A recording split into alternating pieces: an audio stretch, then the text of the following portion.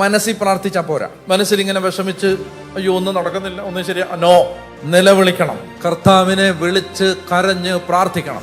ദൈവം ഏത് വ്യക്തിയെയും നയിക്കുമ്പോൾ ആ വ്യക്തിയിൽ 3 കാര്യങ്ങൾ ഉണ്ടാവുന്നത് വരെ ആ വ്യക്തിയിലെ പരീക്ഷണങ്ങൾ തുടർന്നുകൊണ്ടിരിക്കും. എന്തൊക്കെയാണ് ആ 3 കാര്യങ്ങൾ?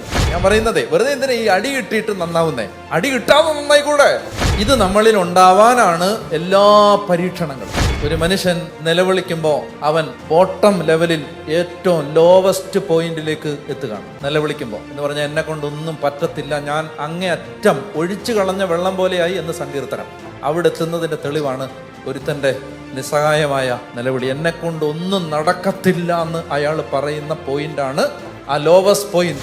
ജീവിതത്തിൽ ഏത് ദുശീലങ്ങൾ മാറണമെങ്കിലും ഒരു പ്രാർത്ഥന ഇതാണ്: എന്നിൽ വസിക്കുന്ന പരിശുദ്ധാത്മാവേ, എൻ്റെ മുൻകോപത്തെ എടുത്ത് മാറ്റാൻ എന്നെ സഹായിക്കണം. നിന്റെ ശരീരത്തിൽ എൻ്റെ കുടുംബത്തിന് വേണ്ടതെല്ലാം ഉണ്ട്. നിന്റെ ശരീരത്തിൽ എൻ്റെ ജീവിത പങ്കാളിക്ക് വേണ്ടതെല്ലാം ഉണ്ട്. നിന്റെ ശരീരത്തിൽ എൻ്റെ മകന് വേണ്ടതെല്ലാം ഉണ്ട്. കർത്താവേ, അതുകൊണ്ട് നിന്റെ സൗഖ്യം എൻ്റെ ശരീരത്തിലേക്ക് ഒഴുകണം. നിന്റെ സമാധാനം, നിന്റെ കൃപ. ഓരോരുത്തർക്കും എന്താണോ കർത്താവേ, നിന്റെ സമ്പത്തിൽ നിന്ന് എൻ്റെ ദാരിദ്ര്യം മാറട്ടെ, എൻ്റെ അധപതനം മാറിപ്പോട്ടെ, എൻ്റെ തകർച്ച.